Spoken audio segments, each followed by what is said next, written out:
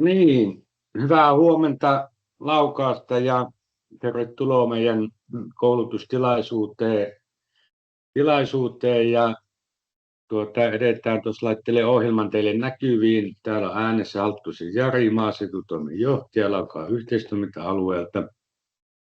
Laitellaan tuosta toi esitys päälle, eli mikä on tuossa näkynytkin, eli mennään tällä ohjelmalla ja edetään niin, että aikataulu meillä on joustava niin kuin normaalisti ja katsotaan, minkälaisia kysymyksiä me teiltä saamme.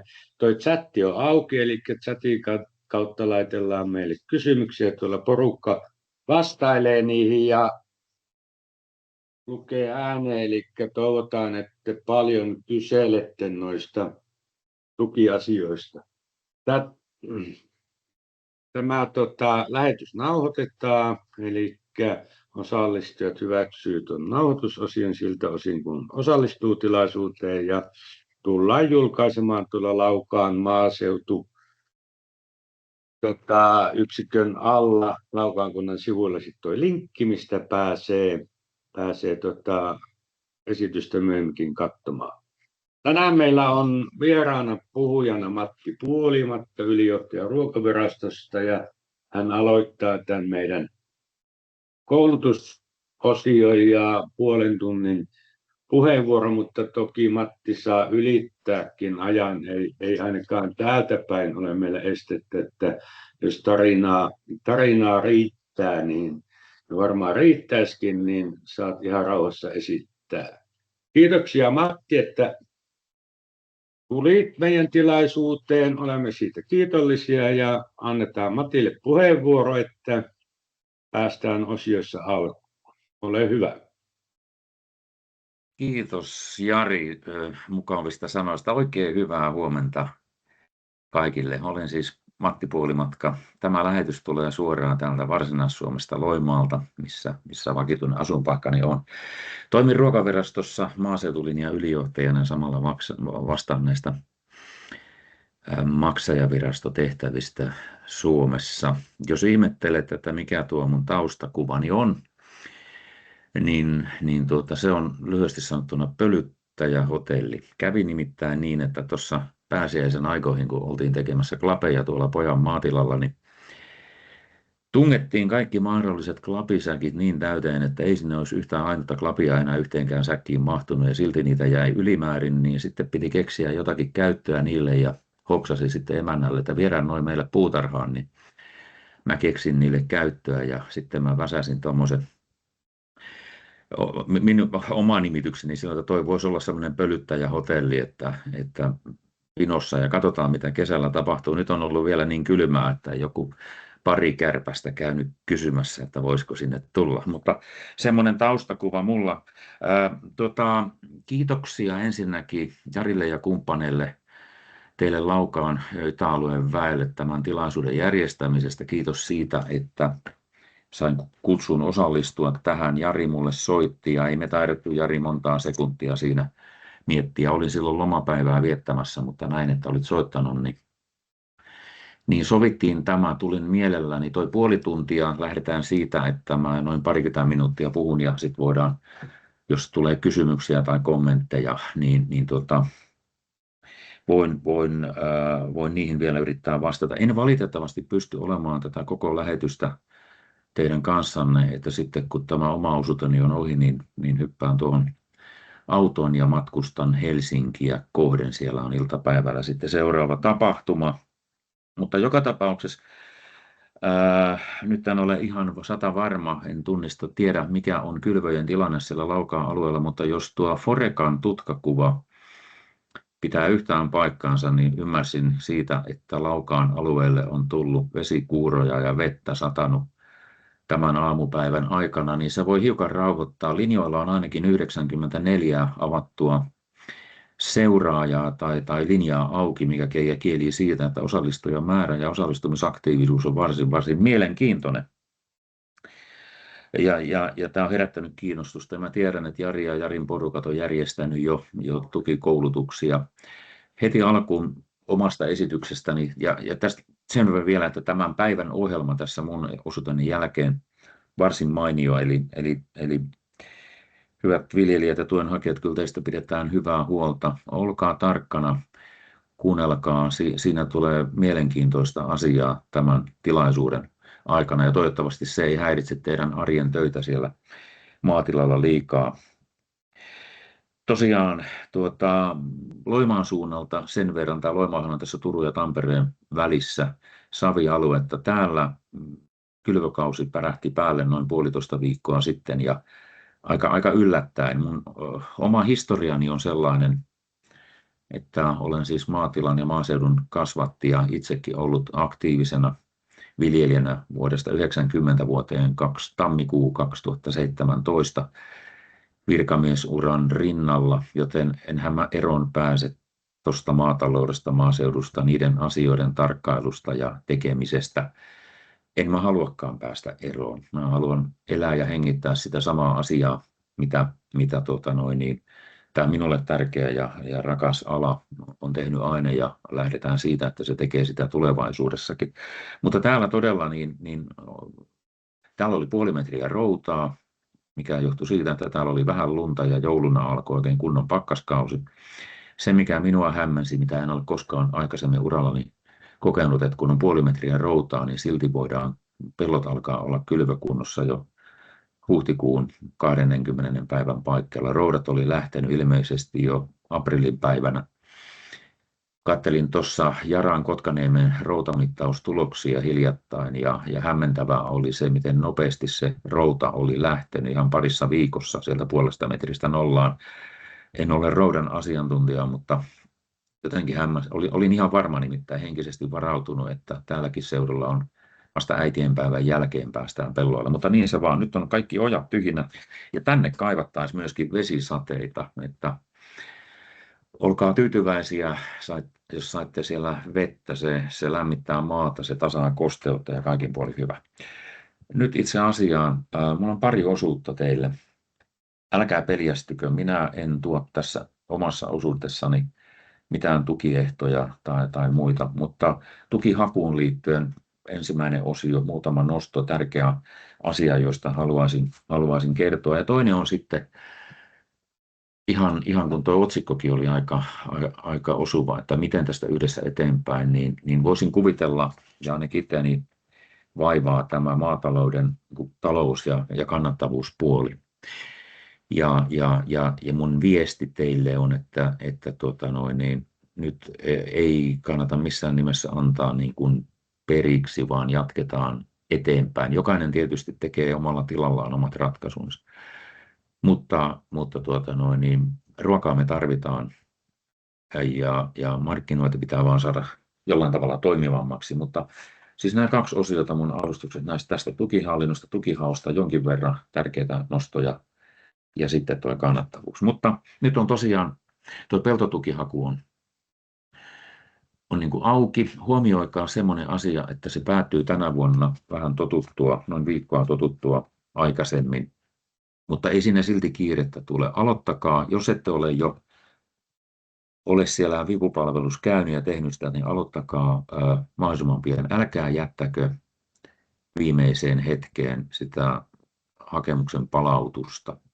Sitähän voi siellä vielä käydä täydentämässä ja palauttaa ja sitten taas kunhan muistaa palauttaa se. Joskus hämmästelen sitä. Meille tulee tänäkin vuonna Ruokavirastoon noin 40 000 hakemusta.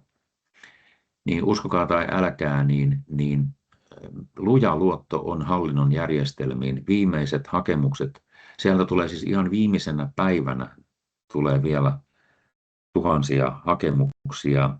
Ja viime vuonna kävi niin, meillä oli jopa sisäinen vedonlyönti siitä, että mihin aikaan tulee viimeinen hakemus sisään. Ja jos en mä nyt ihan väärin muista, niin se tapahtui viimeisenä hakupäivänä kello 23.59.20, eli 40 sekuntia jäi marginaalia. No, jokainen toimii siinä niin kuin haluamallaan tavalla, mikä hyvältä tuntuu, mutta lämpimästi suosittelisin, että tehkää hakemus ajoissa ja tehkää se huolella. Mä olen pahoillani siitä, se ei ole kyllä oikeastaan minun vika, mutta me eletään sitä, että kyllähän tämä meidän tukijärjestelmä on aika monimutkainen. On monia rasteja, mihin pitää muistaa laittaa se merkintä, niin uhratkaa siihen vähän aikaa myöskin siihen hakemuksen erilaisiin, vaikka siellä on se tarkistaja siellä rakennusten ohjelmaan neuvoja, niin tarkistakaa se, koska kyllähän se niin on, että mitä paremmin ja laadukkaampi se hakemus on ja sisältää oikeat tiedot, niin sen helpommalla pääsette te, pääsee tuenhakija, pääsee hallinto. Ei tule turhaa korjailuja ees taas. Me ollaan pyritty koko ajan tekemään vipupalvelusta, vipumobiilista yksinkertaisempaa ja helpompaa, käyttäjäystävällisempää. Te osaatte arvioida sitä, että ollaanko me onnistuttu. Ihan vastaavaa on tuolla Hyrrän puolella. Mutta tuohon sähköiseen maailmaan se on vaan se suunta tästä eteenpäinkin. Sitten tukiehdoista sen verran, että nyt kun tämä kannattavuus esimerkiksi viljantuotannossa on mitä on, niin ymmärrän varsin hyvin sen, että viljalle halutaan hakea tänä vuonna erilaisia vaihtoehtoja, ja niitä vaihtoehtoja toki löytyy, siellä on erilaisia. On siis semmoisia satokasveja, joita kannattaisi ihan markkinatilanteenkin vuoksi viljellä. Ne ei ole aina helppoja, rypsi, hernettä, kuminaa ynnä muuta. Nämä on semmoisia meillähän on viljaa liikaa, sillähän ei voi mitään. Nämä on semmoisia vaihtoehtoja. Yksi aika merkittävä on myöskin erilaiset nurmet ja heinät. On niin viherkesantoa ja ihan muuta viherlannoitusnurmea. Ja minusta ne on ihan oivallisia vaihtoehtoja.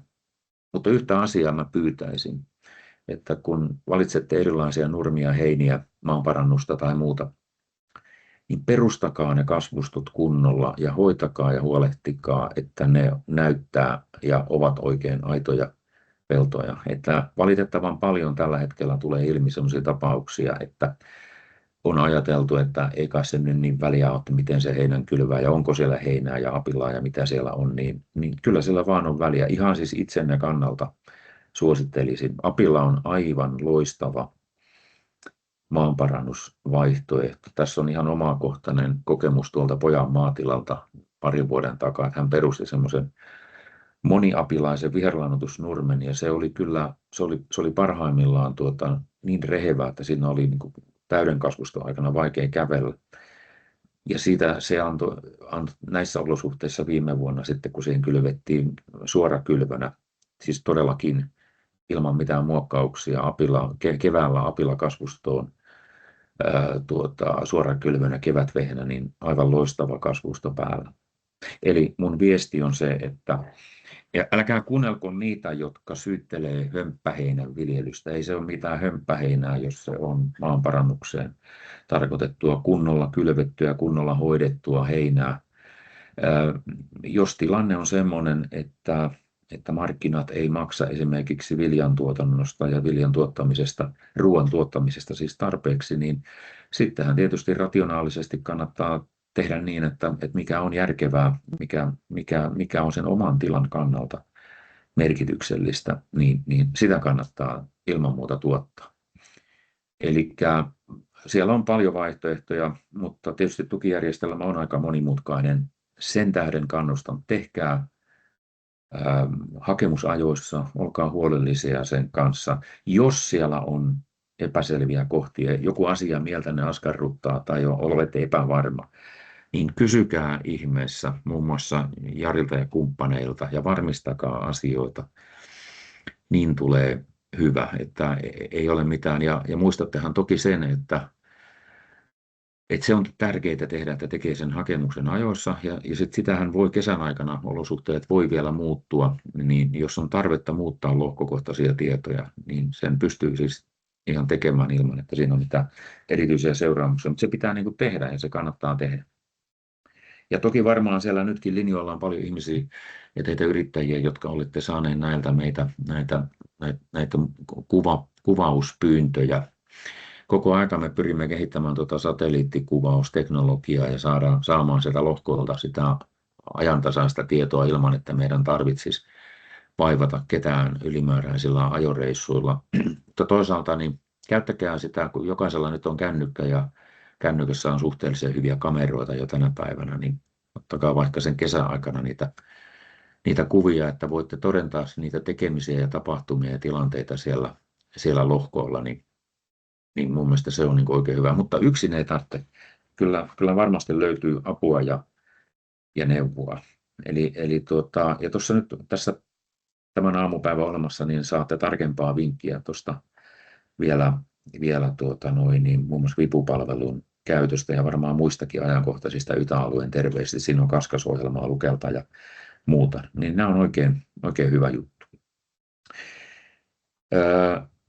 Sitten ehkä sen verran haluaisin sanoa tästä hallinnosta vielä, että nythän on työn alla jo ihan EU-tasolta ja komission aloitteesta lähtien, niin muotoillaan seuraavaa strategia- tai ohjelmakautta 28 alkaen. Ja sen voin kyllä sanoa teille ääneen, että kyllä myöskin virkamiesten toive tällä hetkellä on se, että tämä järjestelmä, toimenpiteet, tukiehdot, vaatimukset olisi yksinkertaisempia.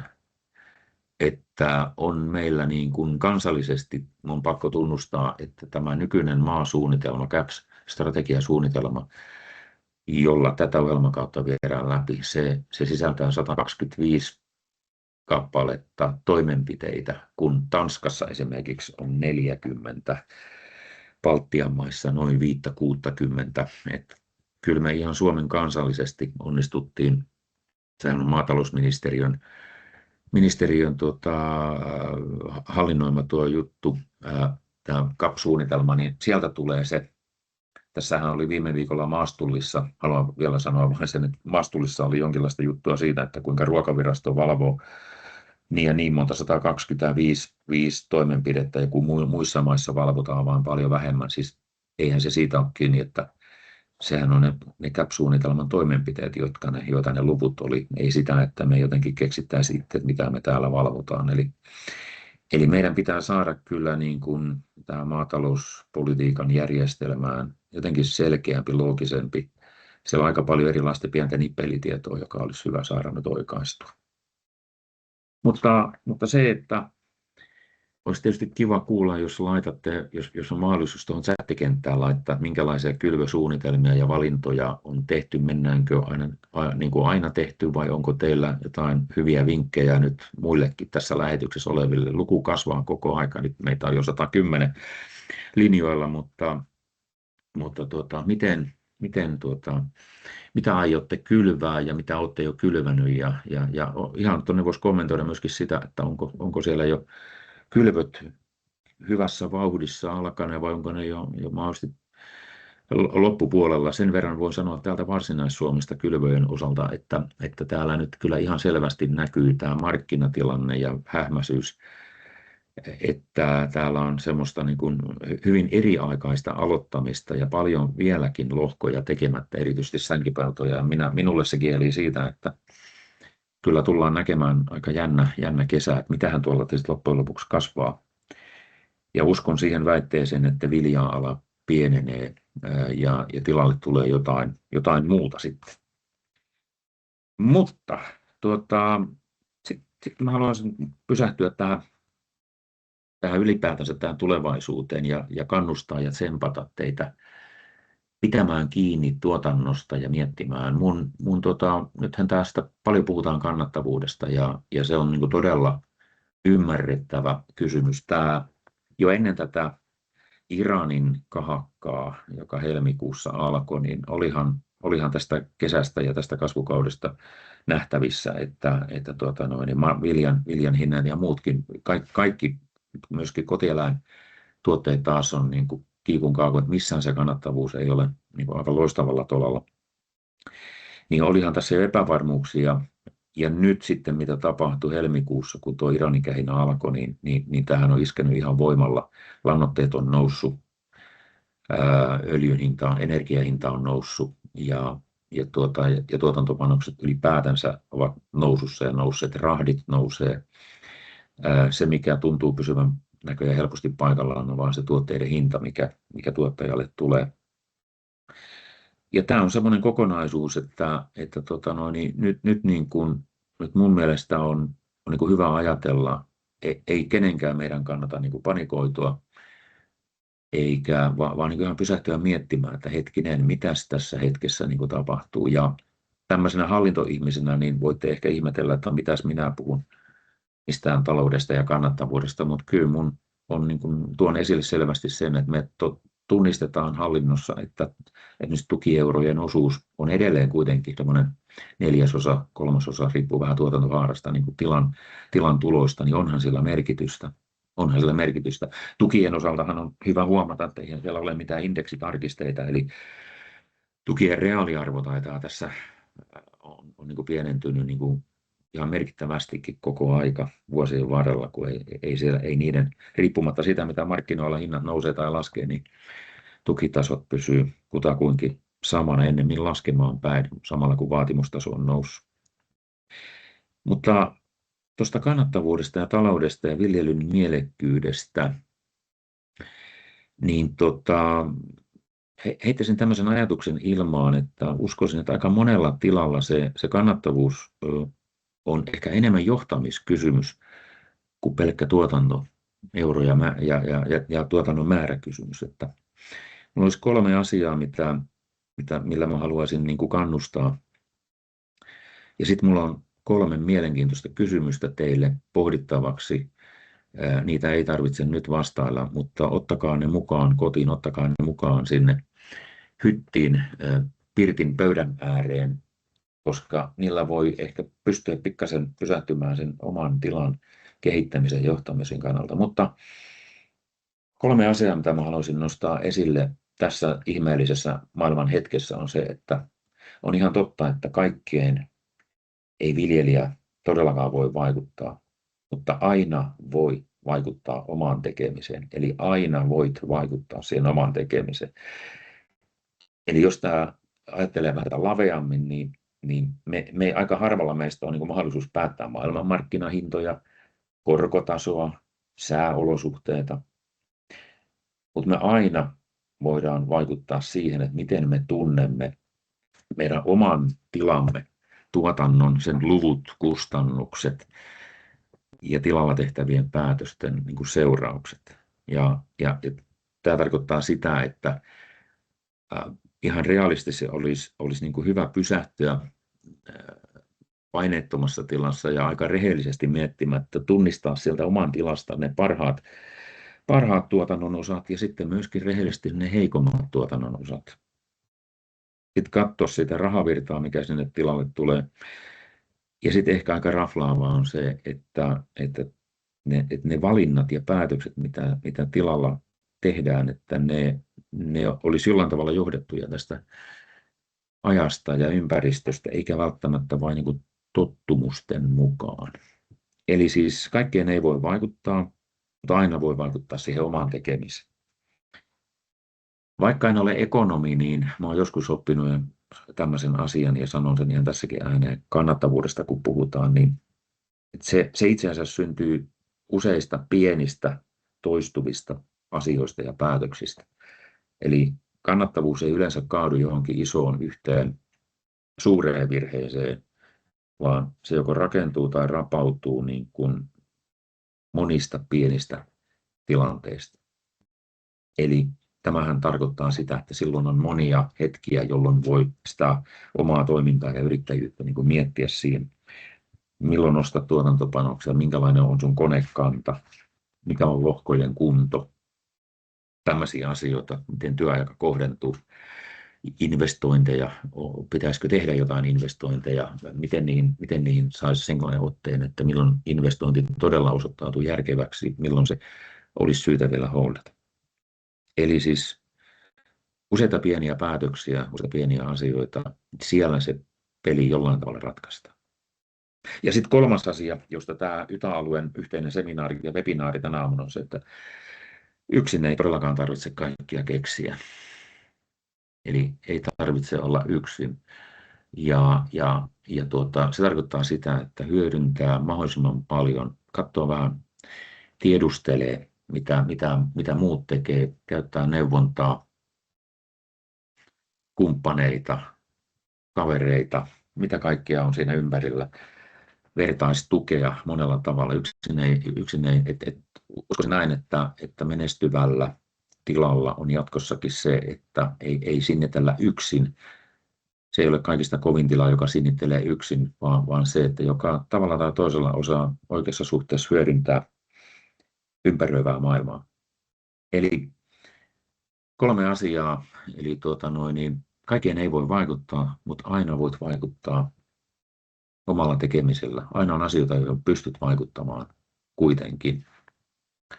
Ja sitten toinen asia, että kannattavuus syntyy niistä itse asiassa varmaankin monista useista pienistä asioista, joita voit omalla johtamisella ja asioista perehtymällä niin kuin ratkaista.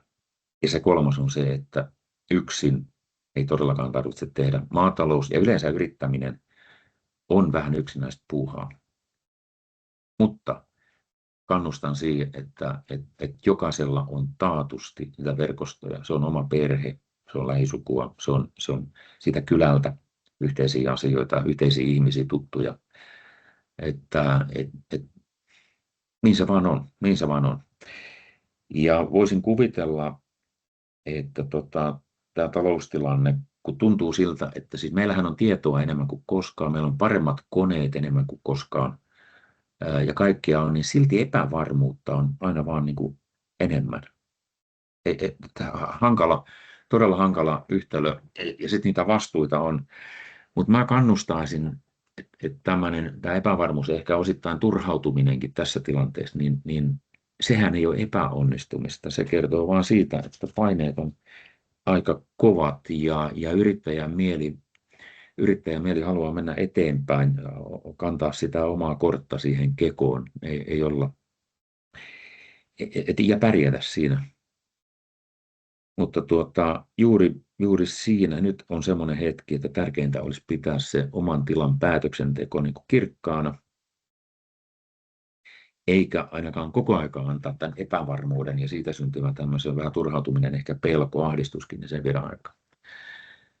Nyt ne 3 bonuskysymystä ja ihan aidosti voisin kirjoittaa ne tämän esityksen jälkeen vielä tuohon chattikenttäänkin, tai jos joku kirjoittaa, mutta ottakaa ylös, koska näillä pääsee jo jollain tavalla vaikka heti tänään tämän lähetyksen jälkeen miettimään. Suosittelisin, että kun näitä pysähtyy hetkeksi näiden äärelle, niin alkaa jotain asioita siinä ehkä avautua. Eli kysymys 1. Mitä meidän tilalla kannattaa tehdä enemmän? Mitä meidän tilalla kannattaa tehdä enemmän? Kysymys 2. Mitä kannattaa tehdä vähemmän tai eri tavalla? Mitä kannattaa tehdä vähemmän tai eri tavalla? Ja kysymys 3. Mistä se syntyy oikeasti se tulos siellä tilalla? Ja mistä syntyy vain kiirettä? Eli 3. Mistä syntyy oikeasti tulos ja mistä vain kiirettä? Eli mitä meidän kannattaa tehdä tilalla enemmän? Mitä kannattaa tehdä vähemmän tai tehdä eri tavalla? Ja mistä sitten oikeasti syntyy se tulos? Ja mistä vain kiirettä? Näitä kun pyörittelee ja pohtii, niin uskoisin, että pääsee jo jollain tavalla niin kuin pyörittämään. Ja että nämä sopii kaikille, riippumatta siitä sen tilasi kehitysasteesta ja investoinneista ja suunnitelmasta ja missä vaiheessa olet. Oletko juuri aloittanut, oletko ollut hetken aikaa jo omistajana tai viljelijänä ja haluat laajentaa tai muuttaa tuotantosuuntaa, tai sitten jos olet niin kuin jo siellä uran toisessa päässä ja vähän jo mietit, että voisiko elämällä tarjota jotain muutakin, niin nämä on oikein hyviä kysymyksiä. Mä ajattelisin näin muutama pointti vielä. Kannattavuus ei siis ole vain euroja, vaan se on kyky tehdä niin kuin päätöksiä. Ja miksi niitä päätöksiä tarvitaan? Että elämätilalla ei olisi pelkkää sinnittelyä, vaan ne pitäisi sen tilan liikkeessä myös huonoina vuosina. Eli Eli se on johtamiskysymys, on kykyä tehdä päätöksiä. Ja sitten se, että jossain vaiheessa Suomessa oli semmoinen käsitys, on vähän harhakin, että koko aika pitää niin kuin kasvaa. Mutta kannustaisin lämpimästi miettimään, koska jokaisella meistä omassa työssään ja teillä maatilayrittämisessä on jo niitä vahvuuksia, joista kannattaa pitää huolta. Mihin se tähänastinen menestys on perustunut, niin vahvistaa niitä. Vahvistaa siis jo niitä, mikä toimii. Tämä on yleinen harha, että koko aika pitäisi parantaa niitä heikkouksia. No en mä kiistä sitä, mutta kannattaa kiinnittää huomiota sun oman tilan vahvuuksiin. Sitten susta tulee hyvä. Joskus joku on sanonut, että jos haluat tulla hyväksi, niin paranna koko aika heikkouksia, mutta jos haluat tulla erinomaiseksi, niin vahvista myös sun vahvuuksiasi. Ja sitten tämmöinen, kun jokainen meistä tietysti haluaa niin kuin elämässään kehittyä, niin selviytyminenhän, sitähän tämä nyt aika pitkälti on maataloudessa ollut jo pitkän aikaa. Aika moni tila on tilanteessa, että vähän niin kuin semmoista selviytymistaistelua. Mutta siksi kannattaa pysähtyä näiden kysymysten äärelle, että me tarvitaan kuitenkin uskoa siihen, että se selviytyminen ei niin kuin riitä pitkässä juoksussa, vaan kyllä pitää just varautua ja katsoa tulevaisuuteen, että miten mennään sinne eteenpäin yhdessä. Mutta tässä on nyt tullut, tämä aika vaatii sitkeyttä, mutta samalla myös vähän uudenlaista tarkkuutta, ajattelua ja osaamista, että mä kannustaisin haastamaan toisaalta avoimesti semmoisia, jos on vain semmoisia uskomuksia, että kun näin on aina tehty, voisiko sieltä löytyä jotakin, joka on niin kuin, jota voisi muuttaa niin, että kuitenkin olisi katsetta eteenpäin. Ja väitteeni on, että suomalainen maatalous jatkossa ei pysy pystyssä pelkällä venymisellä, vaan sillä, että osataan tehdä yhdessä viisata ratkaisua. Mä jaan tähän loppuun ihan tuoreen hauskan omakohtaisen kokemuksen eiliseltä päivältä tästä, mitä maatiloilla voidaan tehdä toisin. Niin kuin mä sanoin, niin mä olen itse ollut aikanaan ja minulla on mahdollisuus ollut auttaa tuossa poikaa kylvöillä ja sen tähden olen nyt viime viikolla aika paljon viettänyt aikaa siellä hänen maatilansa mäellä. Ja totta kai niin kuin teillä kaikilla, niin mehän seurataan vähän mitä naapuritkin tekee, niin siinä Emelin rajanaapuri sitten oli kans tullut kylvöille, huomasin sen sivusilmällä, mutta heti kiinnitin huomiota semmoiseen asiaan, että hetkinen, siis kone on tuttu, vauhti on vähän verkkaisempi kuin aikaisemmin, ja että ikinä peltoa ei hän ole kyllä kylvänyt tolla tavalla, siis tuo noin päin, tiedättekö, että meillä kaikillahan on peltolohkoilla, niin on ne omat suosikkisuunnat. Että ei toi traktori ole ikänä, ei konetta ei ole koskaan kylvetty lohkoa noin päin. Mutta mä annoin mennä sitten, kunnes sitten eilen illalla tapasin tämän tilan nykyisen isännän, joka lähestyy 70. Ja mä tiedän, että heillä on ollut puhetta, että tehdään siellä vähän sitten sukupolvenvaihdosta, nuorempi porras. Niin minulle paljastui, että tämä vanha isäntä ei ollutkaan enää itse puikoissa.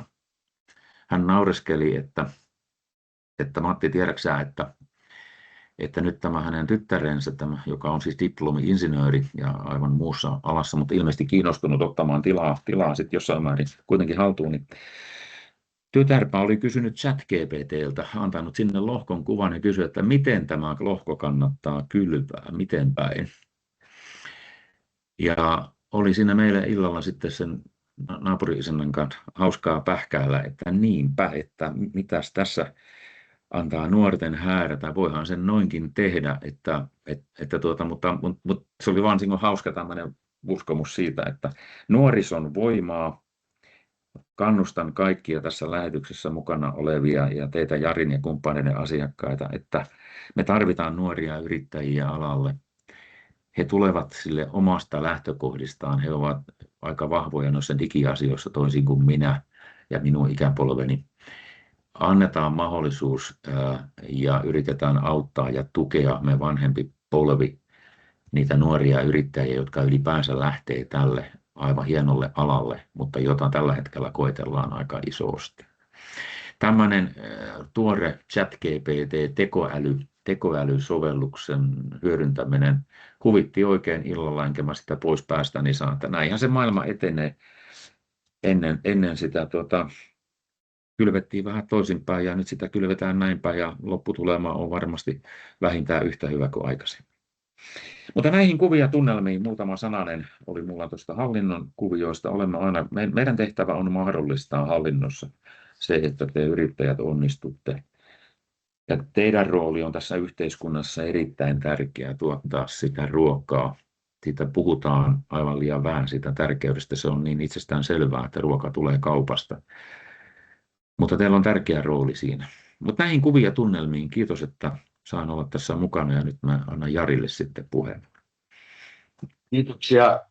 Kiitoksia Matti hyvästä alustuksesta ja puheesta. Ja mulla on chattipuolella ei ole kysymyksiä, mutta mulla pari mielenkiintoa tuossa heräsi. Ja oikeastaan hyvin esille tuon ChatGPT, että mitenkä päin lohko kannattaa kylvää ja kenties siemen laittaa, mutta voisiko, kun mietitään uutta ohjelmakautta 2028, jos se alkaa, ja tämän hetken CAP-suunnitelmahan on nimenomaan pieneen osiin jaettu, on noin 140 kohtaa, mistä tämä tukipaletti muodostuu, ja sehän aiheuttaa tietysti aina, kun ollaan pienissä osioissa, niin tiloille seuraamuksia helposti valvonnassa, kun verrataan niihin pieniin aloihin.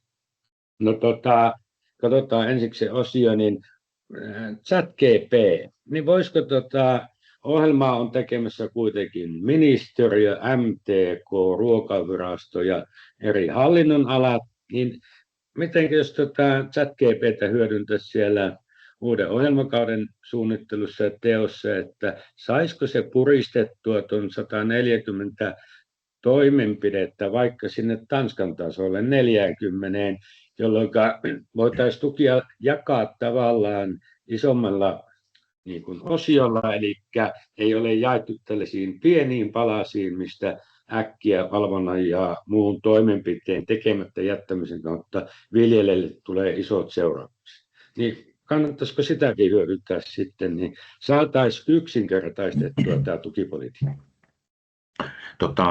Siis mä en ole ihan varma, tai siis ilman muuta kannattaa kokeilla, ja mä en ole ihan varma, että tarvitaanko me siihen edes ChatGPT:tä, koska niin ehdottomasti pitäisi puristaa se toimenpiteiden määrä alemmaksi. Tässä on varmaan aika tärkeää se, että ja siis kuinka paljon me pystytään nyt oikaisemaan ja keventämään tulevalle ohjelmakaudelle, niin nyt pitää olla niin kuin hereillä tällä hetkellä.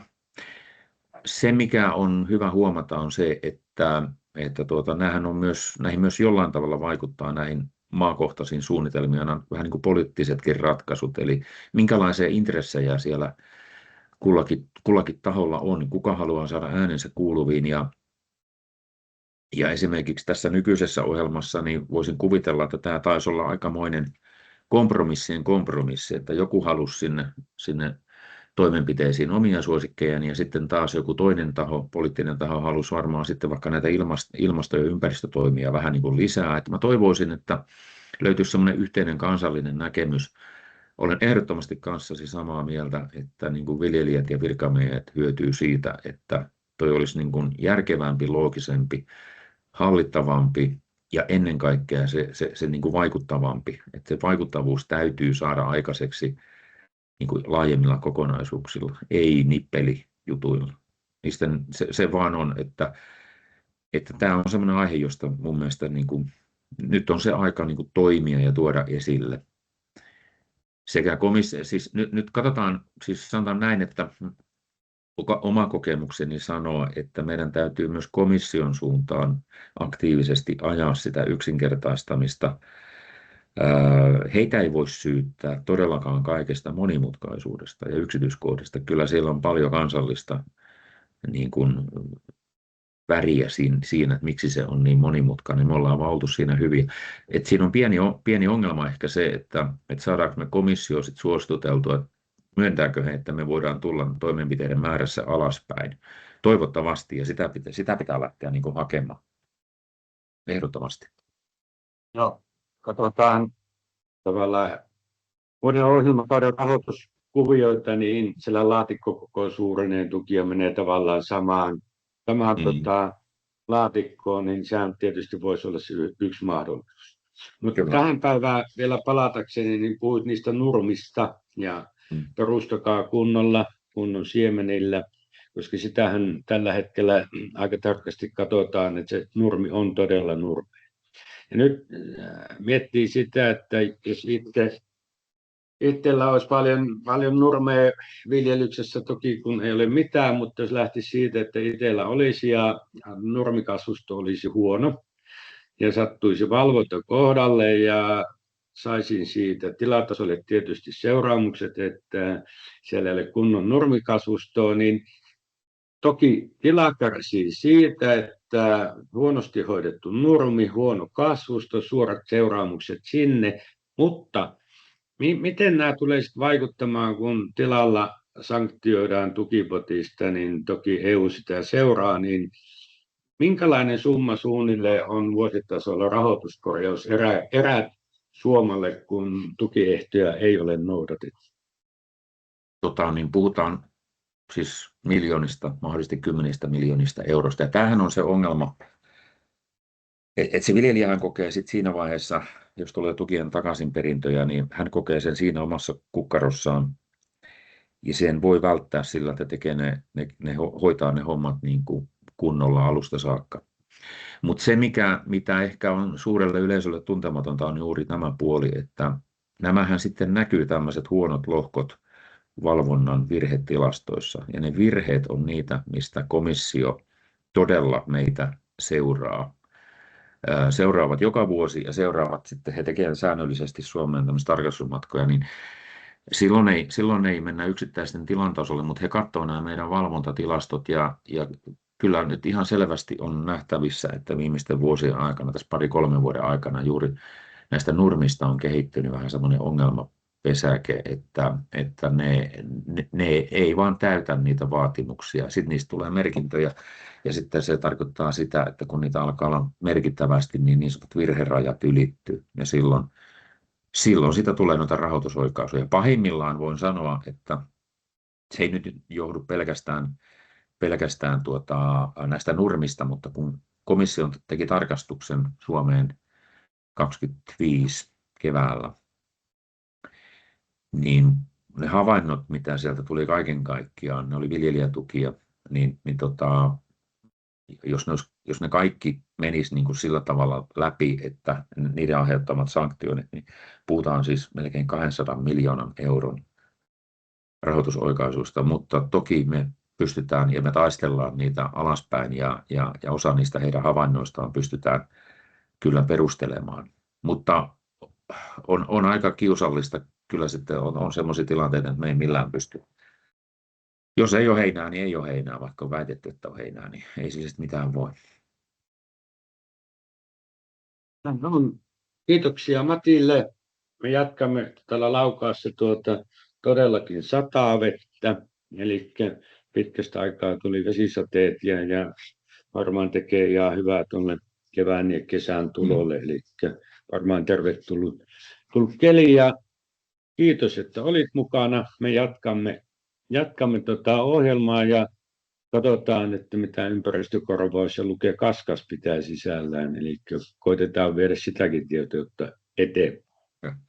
Kiitos Jari. Kiitos Jari ja kiitos kuulijoille. Oikein hyvää suotuisaa kasvukautta sinne. Moi moi. Moi moi. Eli nyt on seuraava luennoitsija tuossa vierellä ja päästetään Päivi Laasanen asiaan ja tuossa esittelee itsensä ja katsotaan tuo ympäristökorvaus ja Luke Kaskas.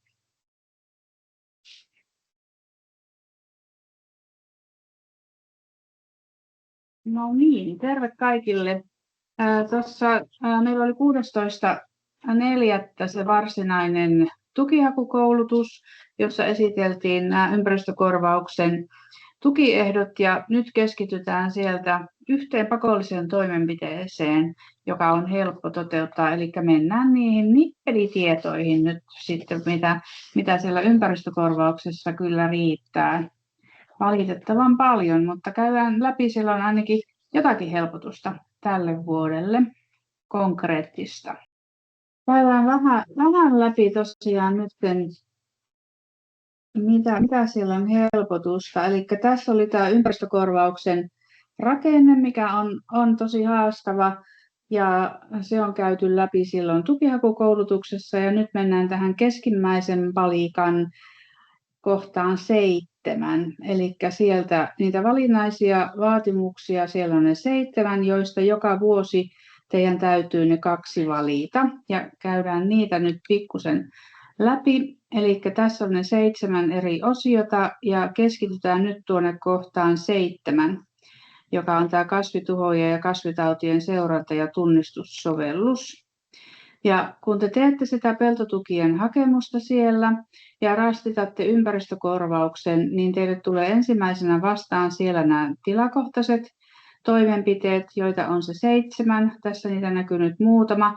Ja ehdottomasti on suosituimmat tämä ilmasto- ja ympäristökoulutus, jonka te olette nyt 25 peltotukihakua koskien suorittanut 34. mennessä.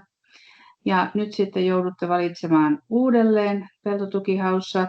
Ja varmaan toiseksi suosituin on sitten tämä kasvintuhoajien ja kasvitautien seuranta- ja tunnistussovellukset. Ja siellä on 8 erilaista sovellusta. Ja tuossa ne on lueteltu. Kaikki niistä käy. Ja keskitytään nyt tähän Luke-Kaskassiin, koska se on uudistunut, se on helppo, se ei ole enää sovellus, se on palvelu. Sitä on helpoin käyttää puhelimella, koska se paikantaa automaattisesti sinne sen havainnon tekemisen, mutta mä näytän nyt sen tässä tietokoneellakin tehtynä, se kyllä onnistuu.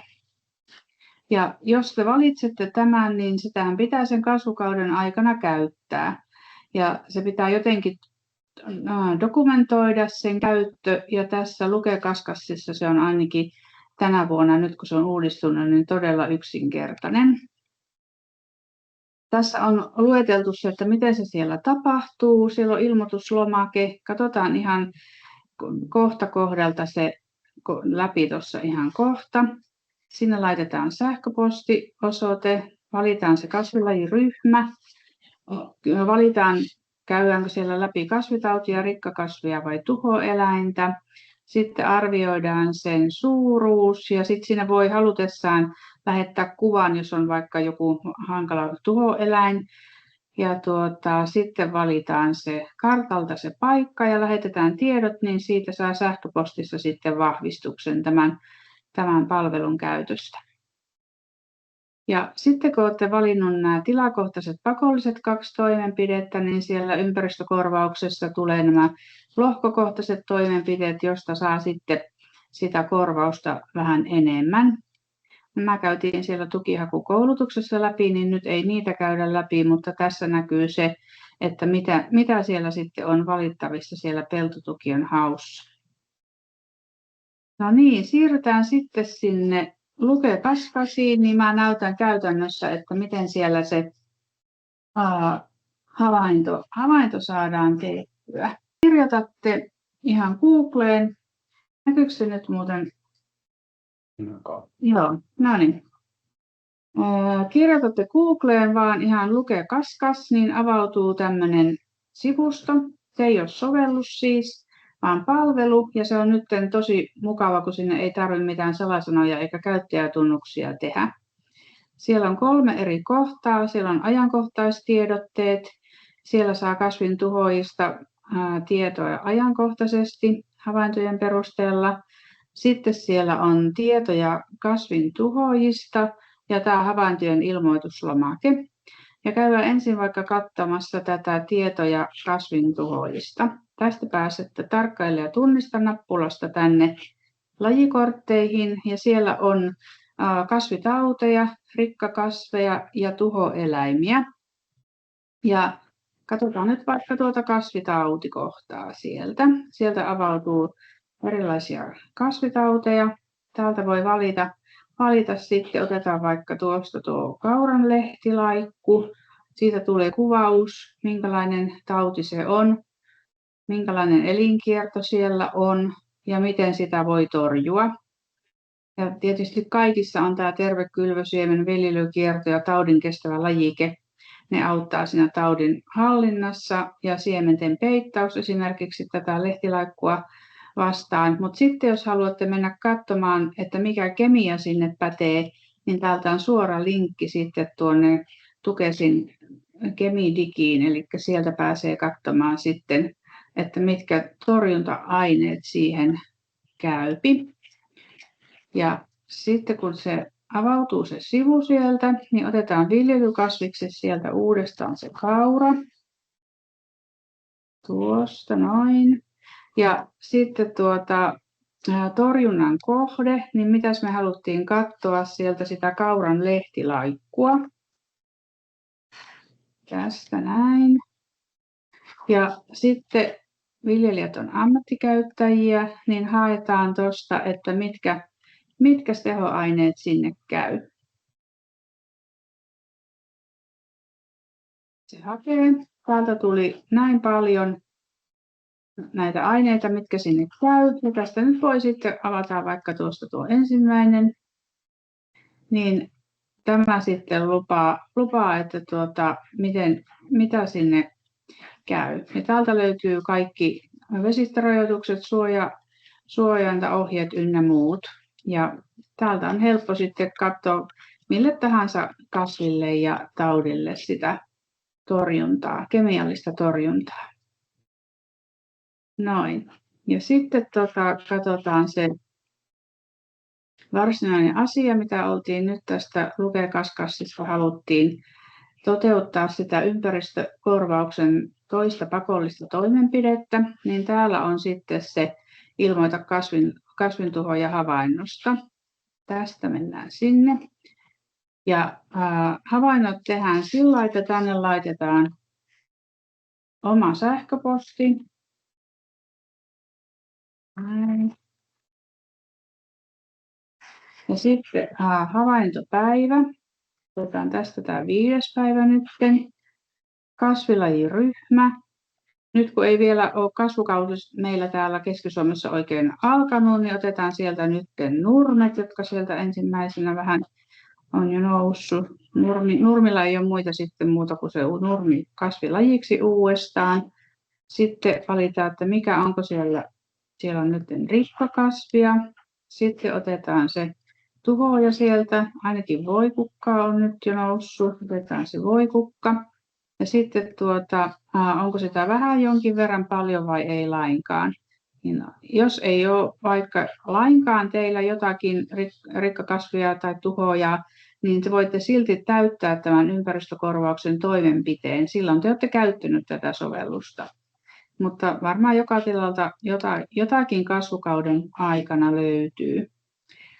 Laitetaan, että siellä on nyt vähän voikukkaa jo noussut ja tähän saa kirjoittaa lisätietoja havainnoista. Ehkä jotkut erikoiskasvin viljelijät voi kirjoittaa sinne niitä havaintoja sitten, mutta voikukasta nyt ei varmaan kannata laittaa kuvaa eikä lisätietoja. Ja sitten tämä tärkein kohta täällä, tämä paikkatieto. Jos te menette puhelimella ja painatte sinistä nappia tuosta, niin se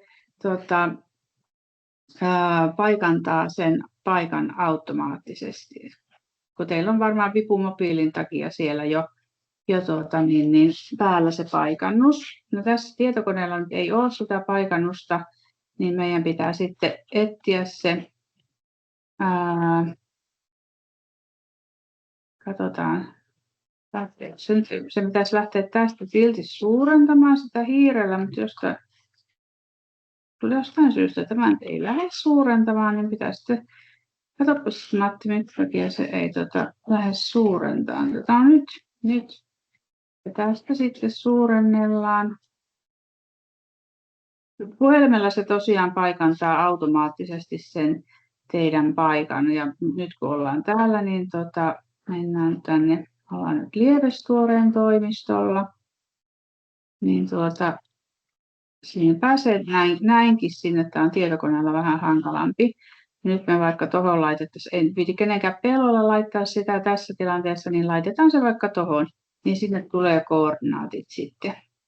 Ja tästä, jos mä nyt painan, että lähetä tiedot, niin mulle tulee sähköpostiin sitten vahvistus siitä, että minä olen tehnyt havainnon ja sillä sitten on täyttänyt tämän toisen pakollisen toimenpiteen ympäristökorvauksesta. Ja näitähän tulee meille sitten 5% otanta, jolta me sitten kysytään teiltä näitä tietoja, niin se sähköposti on sitten se varmistus siitä, että olette käyttänyt tätä.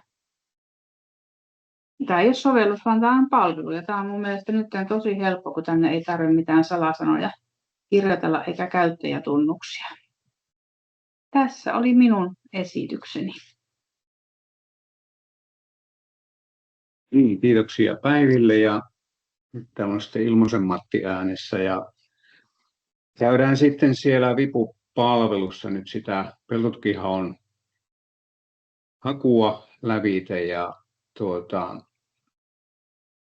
ei ihan perusteellisesti nyt mennään jo sen verran monetta vuotta, että niin kuin miten ihan alusta lähtien, mutta semmoisia tiettyjä tärppejä, mihin kannattaa nyt kiinnittää huomiota ja mitä se tuo Mattikin ihan tuolla avauspuheenvuoroissa toi asioita esille, niin katsotaan vähän käytännössä niitä.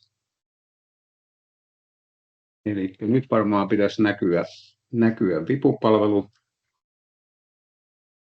siellä näytöllä.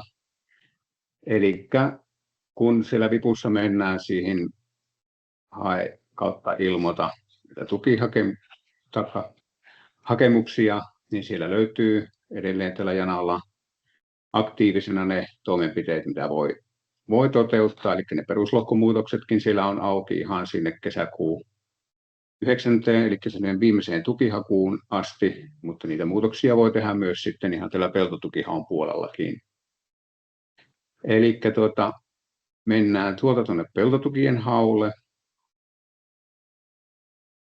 Ja mulla on täällä nyt luonnosta jo tallennettuna, niin sen takia se ei tässä alussa nyt kysynyt sitä lohkojen ryhmätallennusta, eli se toimii niin kuin aikaisempinakin vuosina, eli varsinkin niitä nurmilohkoja, jos on, niin pystyy ruksimaan niitä sieltä kerralla enemmän ja niille tallentuu silloin ne kasvulohkotiedot suoraan. Samoin eri viljalajit, jos on useampia lohkoja, niin niitä pystyy syöttämään suoraan. Mutta mulla on täällä nyt muutama lohko, jolta puuttuu vielä kasvulohkoja ja nehän näkyy tämmöisellä punaisella täällä, missä ei ole vielä kasvulohkoja. Ja tuolta katsotaan vielä semmoinen asia nyt, eli tämän lohkolistan alapuolella oleva tämmöiset ryhmätoiminnot, mistä löytyy myöskin pääsee näihin ryhmätallennuksiin ja voi poistaa näitä esitäyttöjä ynnä muita. Ja sitten tämä sininen linkki tässä, jos teille tulee esimerkiksi uusia vuokralohkoja ja teillä on lohkotunnus tiedossa, niin tämän kautta pääsee lisäämään niitä uusia lohkoja hallintaan. Eli se lohkotunnus laitetaan tuohon ja sillä haetaan tiedot ja sitten tallennetaan, niin lohko ilmestyy sinne teidän lohkolistalle tänne ja kartta ja muut sen lohkon tiedot ihan sieltä historian kautta. Eli sieltä kautta saadaan niitä uusia lohkoja ja sitten tietysti jos teillä joku lohko poistuu hallinnasta, niin se löytyy tästä kartan alla olevista peruslohkon tiedoista, niin täällä on tämä poiston lohkohallinnasta. Eli sen kautta pystyy saamaan niitä lohkoja irti sieltä omalta hakemukselta. Eli nämä lohkomuutosasiat kannattaa siellä ensin laittaa kuntoon, niin sitten pystyy ruveta syöttelemään niitä kasvulohkotietoja ja sitten myöskin ne tiedot sitten täsmää, eli on peruslohkojen pinta-alat samat kuin mitä on kasvulohkotkin sitten. Ja semmoinen asia varmaankin, millä voi olla, että vaikka haette niitä esitäyttöjä, niin voi tulla niitä ikään kuin virheilmoituksia, jos on teillä tullut uusia ilmakuvia, ja sitten siellä on esimerkiksi lohkojen pinta-aloja muuttunut joillakin lohkoilla sen ajantasaistusdigitoinnin kautta, niin siellä voi olla sitten silleen, että sieltä kopioituu esimerkiksi vanha kasvulohkon pinta-ala, joka on suurempi kuin mitä se peruslohkon pinta-ala, niin ne näkyy sitten heti tällä listoilla kanssa, että silloin jotain korjattavaa niillä lohkoilla. Niin niitä voi laittaa sitten kuntoon ensin. Otetaan tuosta nyt tämä uudispeltolohko nyt ensin, se ilmoittaa, että peruslohkolla ei ole yhtään kasvulohkoa siellä. Ja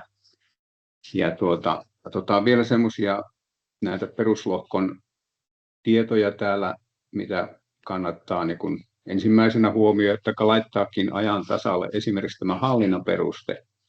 Eli onko lohko omistuksessa tai vuokrattuna. Ja sitten jos huomaattekin jollain lohkolla, että siellä onkin nyt määrätieto, niin täältä kun otetaan muokkaa peruslohkon tietoja, niin täällä pääsee vaihtamaan tämän hallinnan perusteen. Eli jos täällä onkin sitten vuokrattu lohko, niin jos on kirjallinen sopimus tehty, niin tietenkin valitaan tämä. Mutta sitten jos on suullinen sopimus, niin sitten sinne laitetaan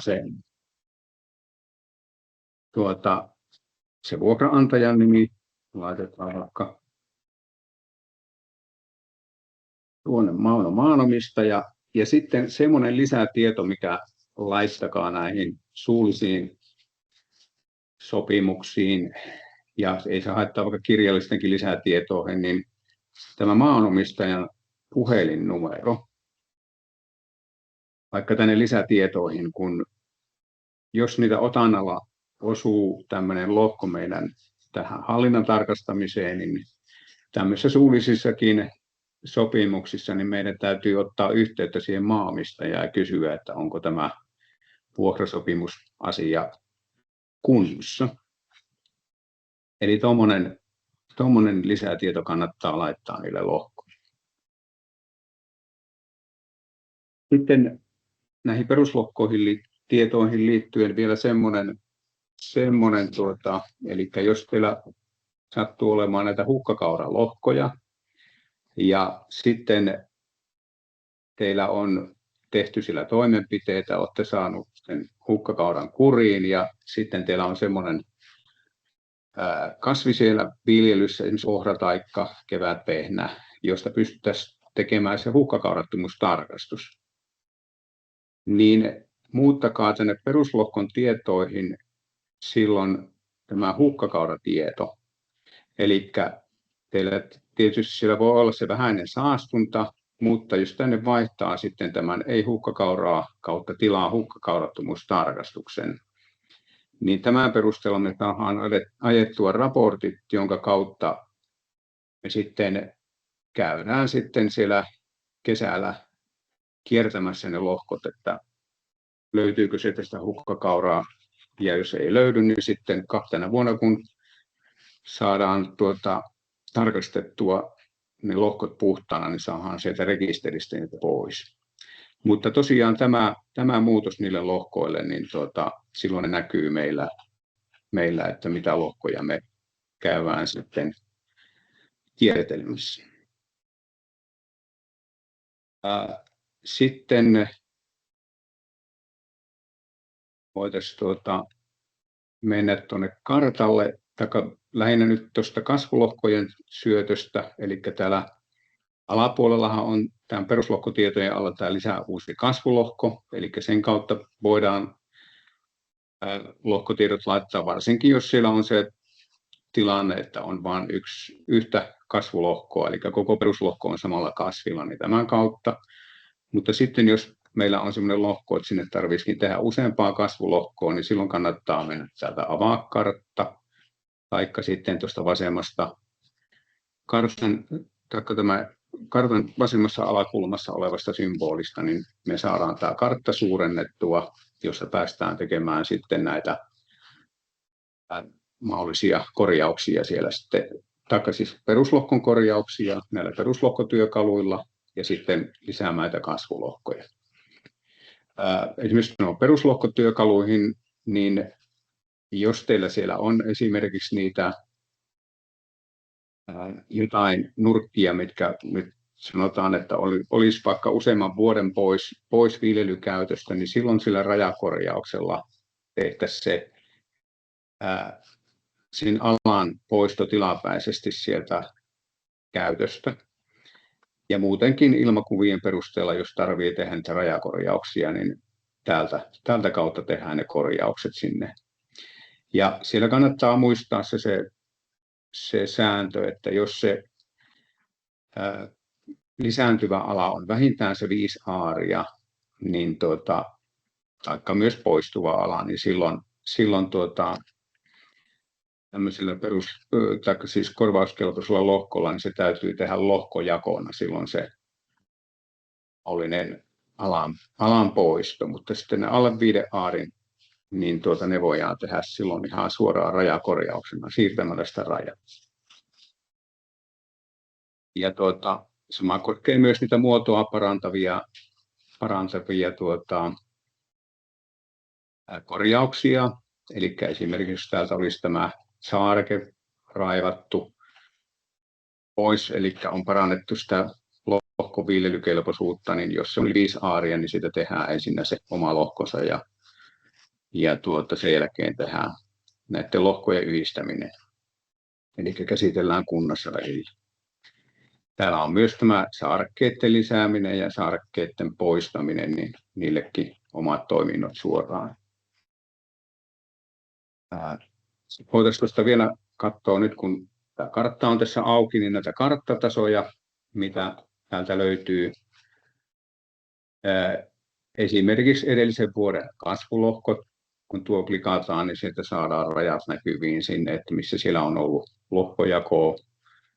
Mahdollisesti, jos on se uusi ilmakuva, niin sitten tämä edellisen vuoden peruslohkot, eli silloin pystyy vertaamaan, että mistä kohdalta se raja on muuttunut, jos se lohkon pinta-ala on muuttunut siinä ajantasaistusdigitoinnissa. No sitten täällä on tämmöinen karttataso näille maanparannus- ja saneerauskasveille, eli tämä näyttää ne lohkot, joilla on ollut semmoinen kasvi viime vuonna viljelyssä, että sinne voi ilmoittaa sen maanparannus- ja saneerauskasvi. Eli se on joku viljelykasvi, mikä on ollut viime vuonna joku 1-vuotinen viljelykasvi esimerkiksi. Täältä pystyy katsomaan niitä. Eli siellä on muun muassa nyt, kun sinne on hyväksytty se puhas apilakin tähän maanparannus- ja saneerauskasviksi, niin se on esimerkiksi yksi hyvä vaihtoehto nyt, kun tuo viljanviljelyn kannattavuus on nyt sitten vähän heikonlainen, niin esimerkiksi hyödyntää tätä mahdollisuutta. Pysyvät nurmet tulee näkyviin karttatasona, eli siellä näkyy se viime vuoden tilanne 25 vuonna pysyväksi nurmeksi. Silloin on ollut pysyviä nurmia, mitkä on ollut, taikka sitten viime vuonna muuttuneet pysyväksi nurmiksi. Ja nyt tälle vuodellahan sinne tulee se muutos, eli se nousee sitä 5 vuodesta 7 vuoteen se raja, minkä jälkeen muuttuu pysyväksi nurmeksi lohkot. Mutta tämmöinen lohko, joka on viime vuonna jo muuttunut pysyväksi nurmeksi, niin se on tänä vuonnakin pysyvää nurmea, jos ei sitä muokata. Ja vaihdetaan muuta kasvia sinne. Onkkokaura, se näkyy tällä tasolla, eli ne saastunta-asteet, eli tuolla infolla pystyy näkemään tuossa, eli vaaleanpunaisella on sellaiset lohkot, jotka on voimakkaan saastunnan lohkoja, ja sitten nämä keltaiset vähäinen saastunta.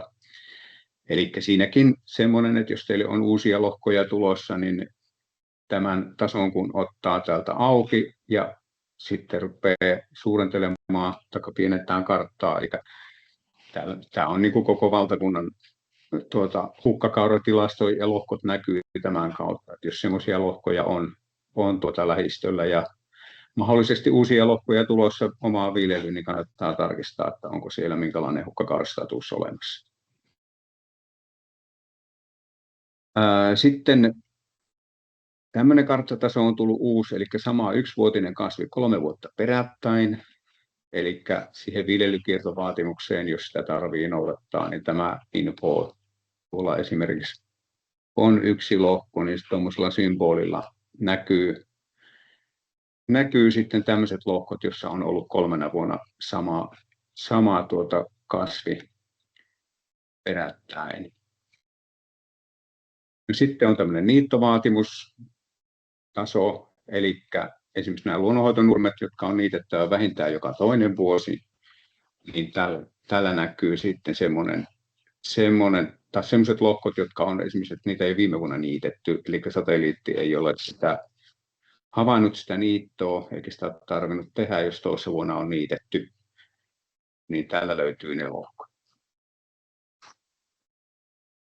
Eli siinä näitä karttatasoja, niitä kannattaa sieltä katsella lävite. Lintupellot muun muassa nyt rupeaa olemaan tätä hanhi- ja joutsen ongelmaa. Eli jos 2 vuonna on haettu sitä korvausta sieltä elinvoimakeskuksen suunnalta, niin näitä lohkoja rupeaa sitten tipahtelemaan tänne kartalle myöskin. Eli ne saa näkyviin tuolta. Samoin nämä suojavyöhykelohkot mahdolliset, jos on niitä järvenrantalohkoja, eli tuolla esimerkiksi näkyy semmoista, mitkä on siihen oli mahdollista ilmoittaa suojavyöhykkeiksi, niin löytyy täällä. Mutta mennäänpä takaisin tänne lohkolle, mikä meillä on täällä aktiivisena, ja tehdään tuonne nyt niitä kasvulohkoja. Ja täällä on nämä kasvulohkotyökalut, ja täällä on tämä ensimmäisenä lisääjä kautta jaa kasvulohko. Eli sitä klikaten, niin tänne kartan kulmiin tulee nämä pisteet näkyviin, ja tehdäänpä täällä nyt lohkoja muutama tänne. Eli lähdetään sieltä lohkon laidalta, ja varsinkin rullahiirellä on hyvä suurentaa riittävästi ensinnä, mistä lähdetään liikkeelle. Sitten voi karttaa pienentää, ja kun pidetään hiiri pohjassa silloin kun siirretään, niin se ei vielä lyö pistettä sinne mihinkään, niin mennään tänne toiseen laitaan ja napataan sinne piste, niin lohko jakautuu 8 kasvulohkoksi. Eli tuli näkyviin tälleen nämä lohkot, ja sitten jos ajatellaan, että siellä on sitten vielä vaikka tuolla toinen kasvulohko, niin se voi jää vaikka aluksi, joka siis katkee täältä tänne tämä lohko, niin on saarekkeeseen laitaan, niin tuosta tuli toinen, ja se jakoi nämä 2 lohkoa täällä nyt sitten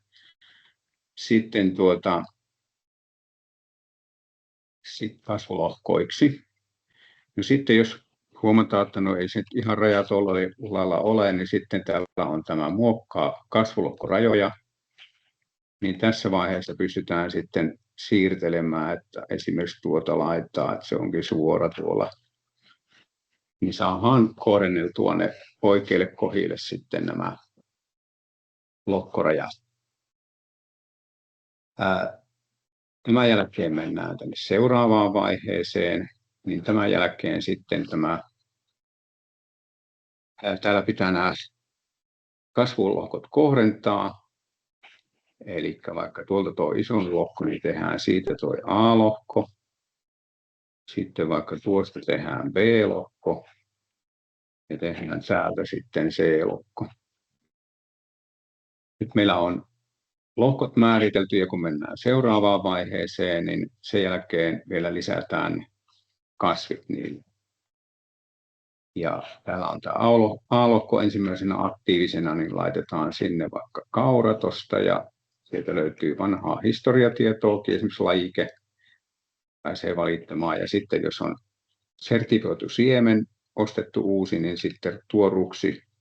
Tämä vaikuttaa tietenkin niihin TOS-maksuihin, mitä laskuja tulee sitten loppuvuodesta, jos on käytetty sitä omaa siementä. Ja on semmoinen lajike, mikä kuuluu vielä siihen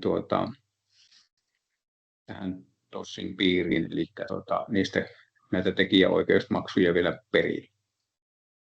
Luomuvaihe ja tämmöiset tiedot. Ja sitten jos esimerkiksi täällä kylvetään kerääjäkasvi sinne juureen, niin täältä laitetaan se ympäristökorvauksen toimenpide sitten tämä rupsi myöskin tänne. Ja nyt uutena asiana tuli tälle vuodelle, se muuttui sitä syysilmoitukselta nämä valumavesien käsittelyn lohkot. Eli se rupsin paikka tulee sitten kasvulohkolla ilmoitettavaksi. Sitten otetaan tuosta vaikka tuo B-lohko ja pistetään sinne nyt vaikka tuolta rehuherne. Ja on samat tiedot voi laitella sitten lisätietoja tarvittaessa. Ja sitten otetaan C-lohko ja laitetaan sitten tuonne vaikka tuommoinen riistalaidun. Niin ohjelma heti ilmoittelee, että pitää olla vähintään 2 kasvia. Ja sitten jos on joku heinäkasvi tai apila siellä, niin sitten pitää olla joku muukin sinne, joka ei ole pelkästään viljaa. Eli suojaviljaan ei voi ilmoittaa riistalaitumaksi sitä, että olisi vaikka vilja ja taikka kaura ja vaikka apila juuressa, niin se ei kelpaa. Ja käytettyyn siemenseokseen valitaan täältä ne kasvit, eli jos olisi vaikka sellainen seos, että siellä olisi vaikka jotakin italianraeheinää ja persia-apilaa ja laitetaan rehukaalia tuolta vielä ja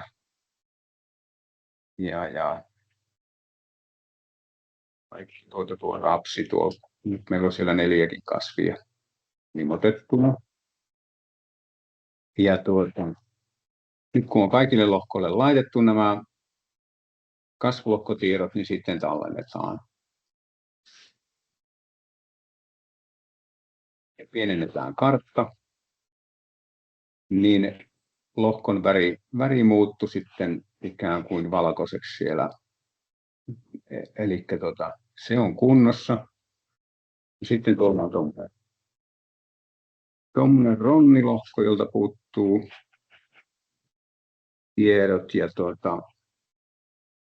katsotaan täällä muutama asia, mitä myöskin voitte hyödyntää, niin täällä kun kartta suurennetaan, niin täällä oikeassa alalaidassa on tämmöinen infonappi. Niin täällä muun muassa voitte hakea lohkon ilmakuvatiedot, eli kun klikataan sillä lohkolla, niin se ilmoittaa, että minkä vuoden kuvaa siellä on käytössä. Eli jos niitä uusia kuvia esimerkiksi on tullut, niin pystyy tämän tarkistamaan täältä. Ja sitten niin yksi hyvä asia kanssa on, mitä voi katsoa, niin tämä lohkon kasvulohkohistoria. Eli sieltä löytyy niitä aikaisempien vuosien tietoja, että mitä lohkolle on ilmoitettu. Eli siihen viljelykiertoon liittyen olevia asioita ja tosiaan, että jos näitä asioita haluaa tarkistaa, niin ne löytyy täältä. Ja sitten yksi asia, mikä nyt liittyy myöskin siihen, eli jos tulee niitä uusia lohkoja viljelyyn ja aika paljon meiltä kysytään niitä lohkotunnuksia, että mikähän sen lohkon tunnus mahtaa olla, mitä oltaisiin vuokraamassa, niin täällä löytyy myös tämmöinen hae peruslohko-nappi. Eli jos tuosta klikataan, niin se sillä kyseisellä lohkolla, niin se antaa sieltä sen lohkon tunnuksen. Eli periaatteessa tämän perusteella pystyy sitten hakemaan niitä lohkoja sinne omaan hallintaan. Ja tätäkin pystyy hyödyntämään tässä. Ja nyt sitten tältä lohkolta se kasvulohko. No täällä ei nyt kuin yksi kasvulohko, niin tehdään se täältä kartan alapuolelta, eli lisää kasvulohko. Ja valitaan tuonne tuommoinen maaparan saneerauskasvi. Ja nyt sitten täälläkin ympäristökorvauksen toimenpiteisiin, niin täällä on tärkeää ruksia sitten myös tämä, että sille haetaan sitä ympäristökorvausta sitten tämän kasvin kautta. Ja tuonne lisätietoihin sitten on pakko kirjoittaa jotain, eli lähinnä se, että mikä kasvi siellä nyt on sitten todellisuudessa. Eli löytyy sitä ympäristökorvauksen sitoumusehdoista ne sallitut kasvit, mutta laitetaan tuonne nyt vaikka se puna-apila, kun se on nyt mahdollinen kasvi. Tallennetaan, niin nyt meillä on siellä lohkolla kasvi. Ja sitten meillä puuttuu tuolta tuommoinen yksi lohko. Ja lisätään sille kasvulohko ja pistetäänpä sinne vaikka tuommoinen viherlannoitusnurmi. Ja tämähän on niitä ekojärjestelmän tuki ja tämä viherlannoitusnurmen tuki, niin täällä ruksitaan sitten myös se ekojärjestelmän tuen viherlannoitusnurmi. Ja perustamisaika pitää laittaa tänne. Eli jos se perustetaan nyt sitten tänä vuonna, niin sitten laitetaan tuenhakuvuonna, mutta jos se on vanhempi, kun se voi olla sen 3 vuotta perättäin siinä, niin tieto sen mukaan. Ja tänne lisätietoihin sitten kanssa ne nyt jotain näin, mutta joka tapauksessa ne esimerkiksi ne nurmi, taikka siis se lähinnä se seos, jos valmis seos ostetaan, niin laitetaan sinne sitten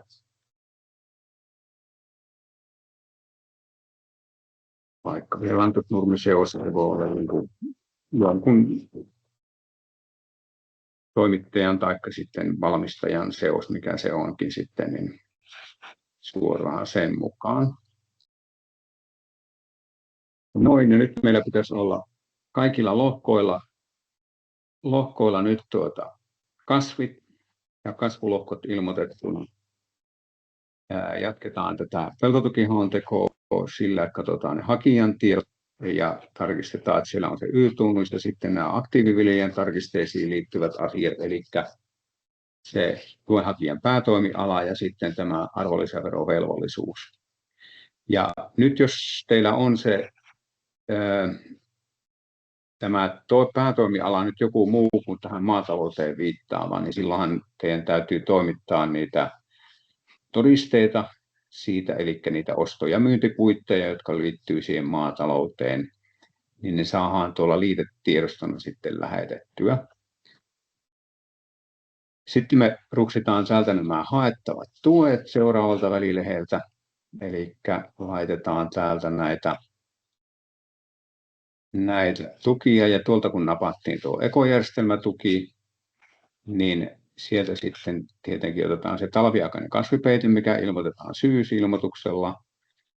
Nyt meillä oli niitä luonnonhoitonurmia, eli tämä on ihan hyvä ruksia, vaikka järjestetään kaikki täällä, mutta se näyttää sitten, että millekä kasvulohkoille on valittuna se kyseinen kasvi. Viherlannoitusnurmet, sama juttu. Voi tarkistaa vielä, että on oikeat lohkot siellä. Ja monimuotoisuuskasvit, eli siellä on esimerkiksi niitä riistalaitumia.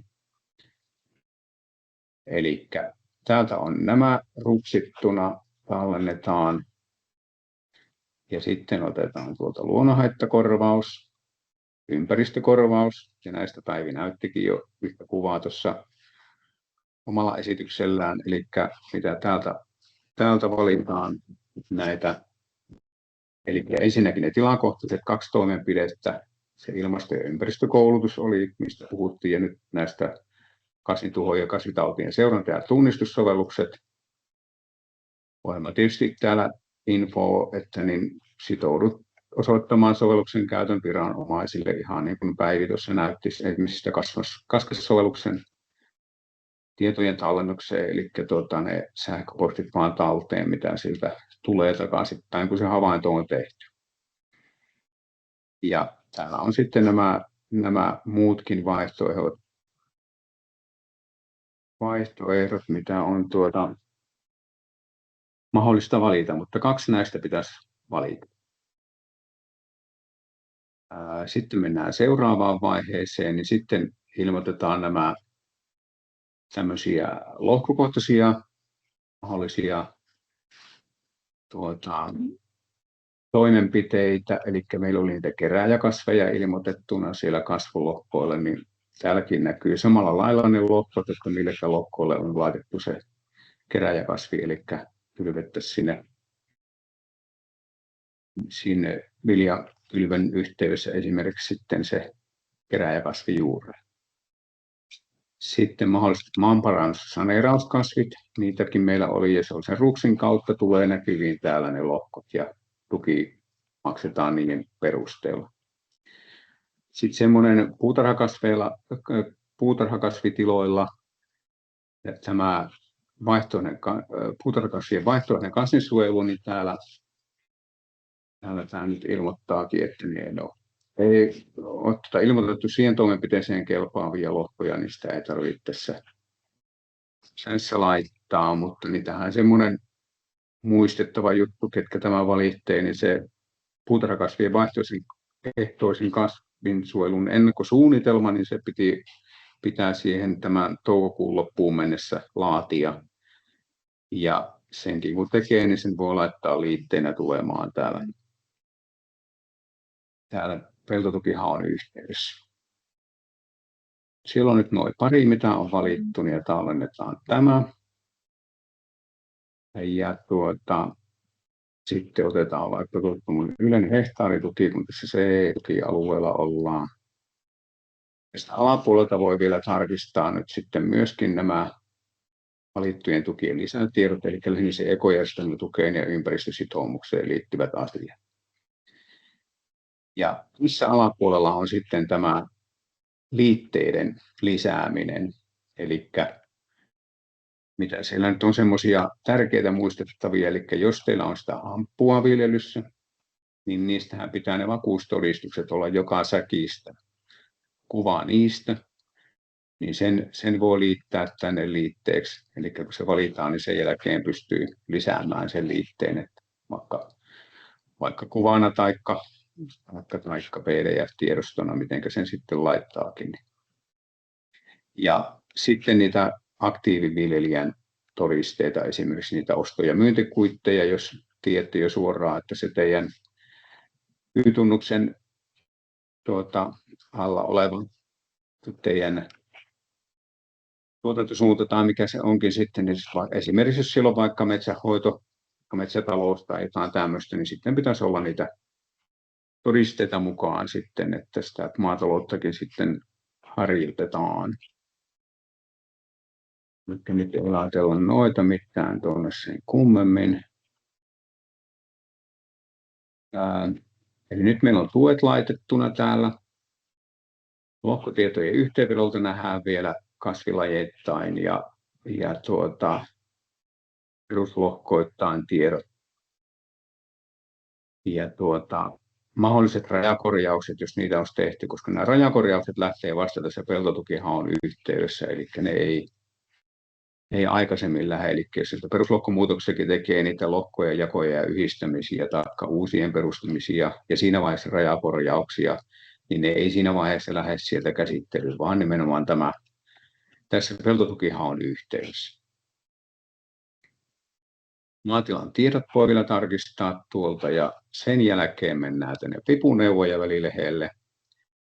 Tämä on niin kuin tärkeä katsoa lävite ja muun muassa tässäkin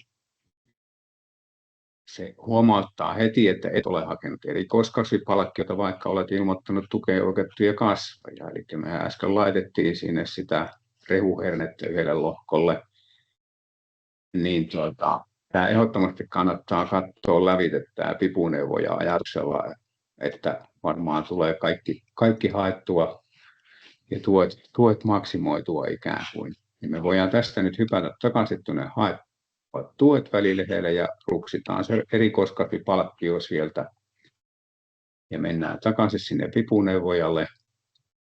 No, ilmoittaa edelleenkin, että pohjoinen tukikin puuttuu siellä vielä. Sitäkin maksetaan sille muun muassa sille herneelle, niin laitetaanpa se, niin katsotaan, onko se sitten tyytyväinen jo tämä meidän vipuneuvo. Ja nyt hävisi huomautukset.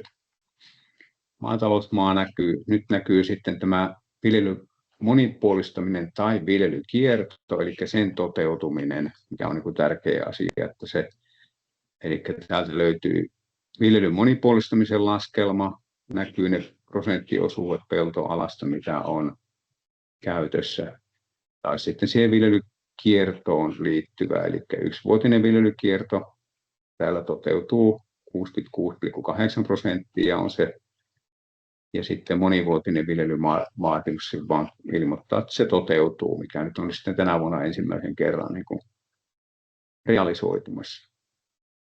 Alustavat tukiarviot näkyy. Ja nyt kun täällä vipuneuvoilla käytiin, niin nyt on aktivoitunut tämä yhteenveto- ja lähetysvälilehti, jonka kautta päästään lähettämään sitten tämä hakemus käsittelyyn. Eli sähköpostiosoite, kun laitetaan, niin se tulee sitten se kuittaus sitä lähetetystä hakemuksesta ja haettavat tuet ja sitten mahdolliset rajakorjaukset näkyy täällä kanssa. Ja tästä kun se lähetetään käsiteltäväksi, niin se muuttui harmaaksi tämä lähetysnippi, mutta sitten jos teille tulee muutettavaa vielä tässä ennen sitä kesäkuun 9. päivää, niin aina voi peruuttaa sen lähetyksen ja tehdä muutokset, mutta erittäin tärkeää muistaa lähettää ne uudelleen sitten, ettei se jää sitten sinne lähettämään. Tuolla on tämmöinen tulosta yhteenveto, josta avautuu tämmöinen PDF-tiedosto tästä peltotukien hausta, jossa vielä näkyy myöskin tämä lähetyspäivämäärä ja kelloaika, niin siinäkin on tosite siitä, että hakemus on lähetetty.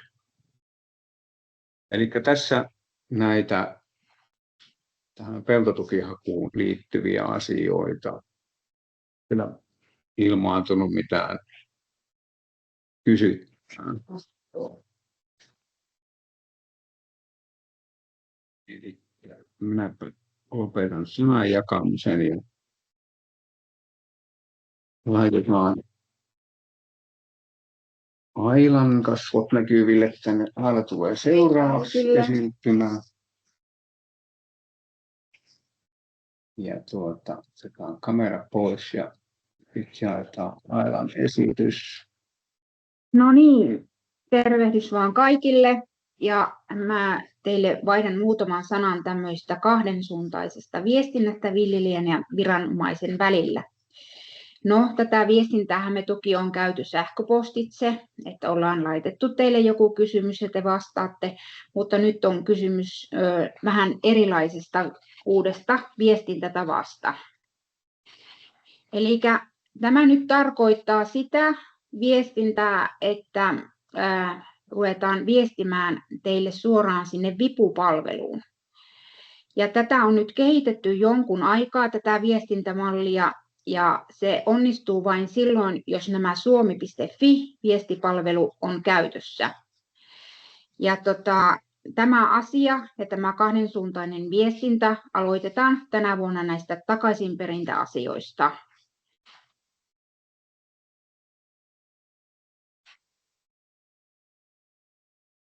Ja sitten elikkä kun tämä aloitetaan tästä takaisinperinnöistä, niin tuonne vipupalveluun on tullut tuommoinen viestit-kenttä tai viestit-välilehti, jonne nämä viestit sitten saapuu.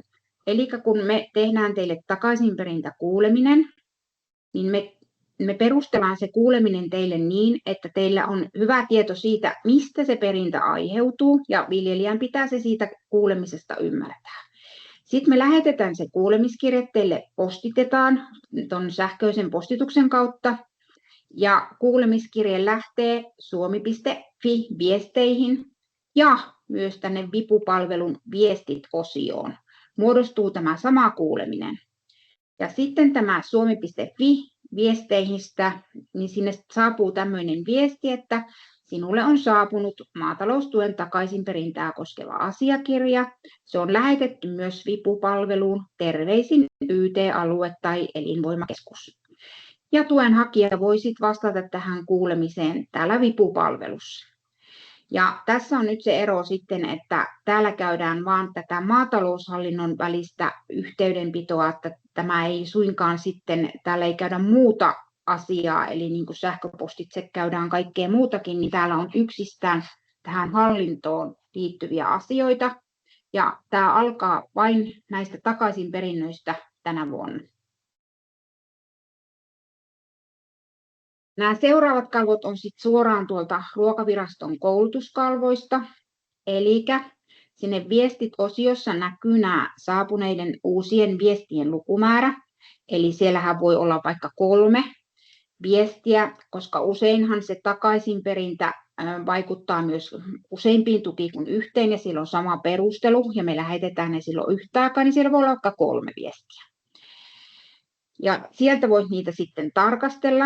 Ja sitten tässä lähettäjä- ja asiakohdan teksti toimii niin kuin linkkinä, josta tuen hakija sit voi avata sen viestin. Ja tämä viestityyppi taas kertoo sen viimeisimmän viestin. Sitten täällä on vielä tämmöinen kohta, kun merkitse viesti lukemattomaksi. Eli jos sä avaat ton viestin ja ajattelet, että mä en tähän nyt reagoi enkä vastaa, ja se on siellä sitten auki, niin sä voit uudestaan merkitä se lukemattomaksi, että kun sä seuraavan kerran menet, niin muistat, että ai niin, tämä onkin hoitamatta. Mutta jos sen jättää sinne, ettei merkkaa lukemattomaksi, niin voi käydä niin, että unohtaa sitten siihen reagoida. Tuenhakijan sitten siirtyessä tälle yksittäiselle viestiasialle, niin hän voi sitten avata sen kuulemisen ihan kaikkine liitteineen. Ja niin kauan aikaa, kun se kuulemisaika on auki, eli se ei ole päättynyt, niin tuen hakija voi vastata täältä kautta siihen viestiin suoraan vipupalvelusta, ja se tulee sitten meille tänne hallintoon. Ja me voidaan teille lähettää vastakysymys, eli täällä voidaan viestiä ees sun taas. Ja tuolta viestit lähettäjän nimi toimii linkkinä, josta avautuu lähettäjän tarkemmat yhteystiedot. Ja niin kauan aikaa siihen kuulemiseen on reagoida, kun se kuulemisaika on vielä auki, mutta sitten kun se päättyy, niin sitten me siirrytään tekemään takaisinperintäpäätöstä, joka myös tulee myöskin tänne vipupalveluun, viestit kenttään, välilehdelle. No täällä vipupalvelussa on infotekstiä, eli tämä ohjaa hirveän hyvin viljelijää, ettei tarvitse pelätä siellä vastata. Sen varmasti osaa tehdä, ja tuenhakija voi myös halutessaan sinne lisätä liitetiedostoja. Että tämä on ihan kätevä tapa antaa täällä sitä viestiä jatkossa. Mutta huom, tämä koskee nyt vain tänä vuonna näitä takaisinperintöjä. No niin kuin tuossa alussa sanoin, niin tämä vipupalvelun kautta tapahtuva viestintä vaatii, että suomi.fi-viesteihin saapuu kaikki, tai se on käytössä. Eli sinnehän saapuu nyt jatkossa kaikki viranomaispostit. Mikäli sitten haluaa jatkossakin nämä viranomaispostit paperipostilla, niin se täytyy lopettaa tällä suomi.fi-viestien käyttö lopettaa siellä kokonaan. Eli sinne täytyy tunnistautua sinne suomi.fi-verkkopalveluun ja sitten sieltä valikoida nämä viestit ja sitten asetukset ja sitten etsiä asetuksista viestien toimitustapa ja painaa sieltä, että lopeta suomi.fi-viestien käyttöpainiketta. Tämä kysyy sitten syytä, miksi et halua käyttää tätä suomi.fi-palvelua, niin sinne voi laittaa vaikka se muu syy. Ja se pitää vielä vahvistaa se muutos painamalla aukeavasta näkymästä uudelleen lopeta suomi.fi-viestien käyttöpainiketta. Tämän jälkeen nämä kuulemisetkin tulee teille paperipostilla kotiin, postilaatikkoon, niin kuin aikaisemminkin, ja silloin ei voi myöskään viestiä tältä vipupalvelun kautta. Että tässä on tämmöinen ehto, että jos joku haluaa edelleen paperipostilla, niin se tekee lopettaa tämän suomi.fi-viestien käytön, ja tämä on vuoden kerrallaan voimassa. Eli jos tänään käyt sen lopettamassa, niin vuoden päästä se pitää uudestaan tehdä, jos ei halua niitä silloinkaan niitä viranomaisposteja tänne suomi.fi-viestitkenttään. Ja tuossa on laitettu tuo viestit-kenttä, että se näkyy, että tuolla pitää semmoinen sitten tehdä, jos näin haluaa. Sitten muut viestintätavat. Eli mä kerron vähän nyt teille siitä, mitä sähköpostitiedotteita teille tulee. Niin ihan tällaisia yleisiä sähköpostitiedotteita tulee Ruokavirastolta. Ja tämä viesti tulee tilan ensisijaiselle viljelijälle. Ihan automaattisesti, sitä ei tarvitse erikseen tilata. Ja jos joku muu haluaa sen, niin tilaa sen tuolta tilaa uutiskirjeitä.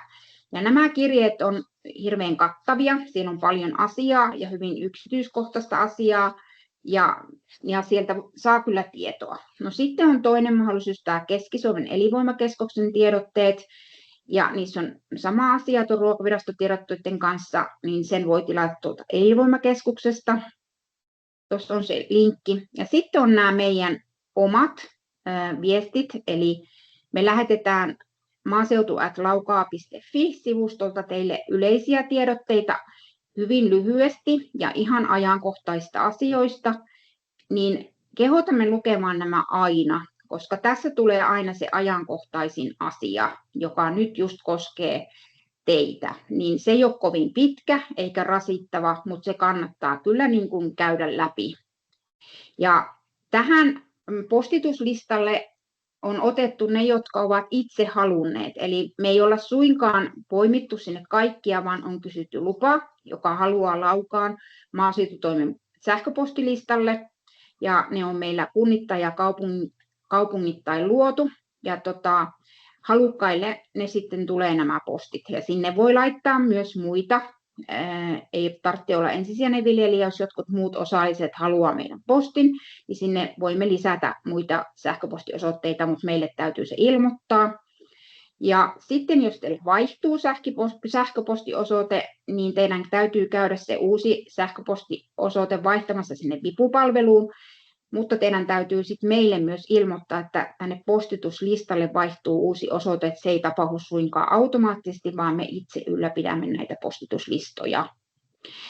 Niin tämä täytyy muistaa, mutta kehotan edelleenkin, että lukekaa aina nämä maaseudun postit, siellä on ne kaikista ytimekkäimmät, lyhyet ja tärkeimmät ja ajankohtaisimmat asiat. No niin, sitten mennään Laukaan kunnan kohdennetut sähköpostit ja viestit.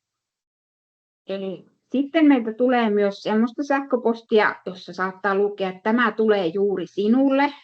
Eli sinulla on jossakin joku puute. Esimerkiksi kun näitä ilmastosuunnitelmia nyt piti huhtikuun loppuun jättää, niin me lähetettiin kohdennettua viestiä, että tämä tulee sinulle, koska tietojemme mukaan et ole edelleenkään tehnyt tätä ilmastosuunnitelmaa. Ja nämä tulee siinä aika loppuvaiheessa jotain määräaikaa, ja näihin pitäisi kyllä heti reagoida.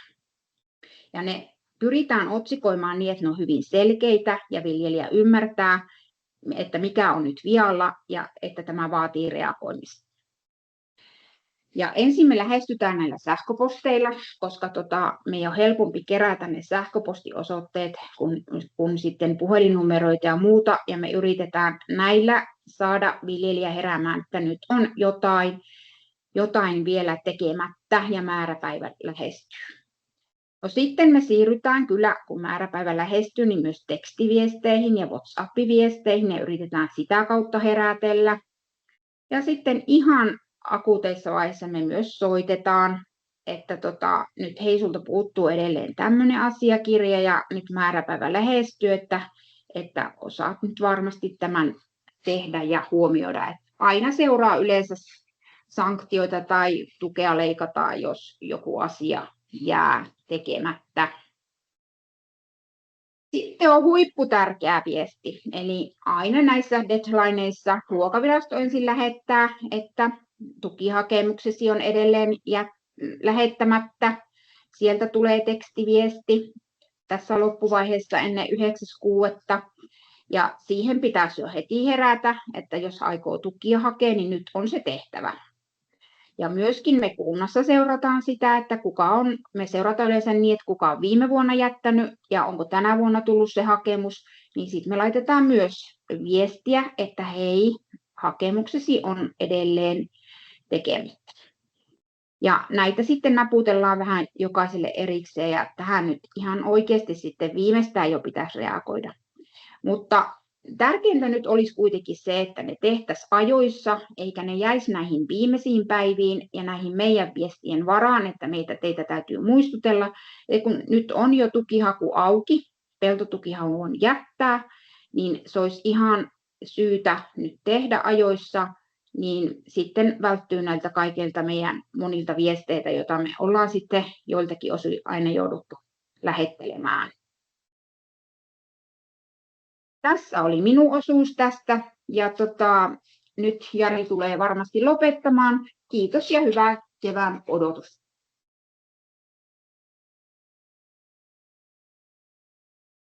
Kiitoksia Ailalle ja ottaan